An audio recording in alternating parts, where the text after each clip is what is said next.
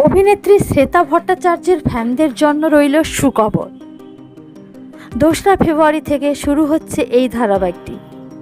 এই ধারাবাহিকের প্রধান চরিত্রে অভিনয় করেছেন অভিনেত্রী শ্বেতা ভট্টাচার্য। অভিনেত্রী শ্বেতা ভট্টাচার্যকে শেষ আমরা দেখতে পেয়েছিলাম কোন গোপনে মন ভেসেছে ধারাবাহিকে।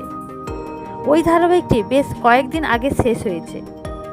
তারপর থেকে দর্শকেরা অপেক্ষায় আছে কবে আবারও শ্বেতা ভট্টাচার্যকে নতুন ধারাবাহিকে দেখার জন্য। দর্শকদের সেই অপেক্ষা কিছুটা হলেও পূরণ হতে চলেছে, কারণ অভিনেত্রী শ্বেতা ভট্টাচার্যের জনপ্রিয় ধারাবাহিক যমুনা ঢাকি আবারও শুরু হতে চলেছে।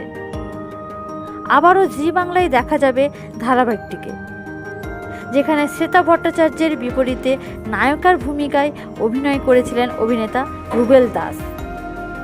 2রা ফেব্রুয়ারি থেকে প্রতিদিন সকাল 9টায় সময় সম্প্রচার হবে এই ধারাবাহিক।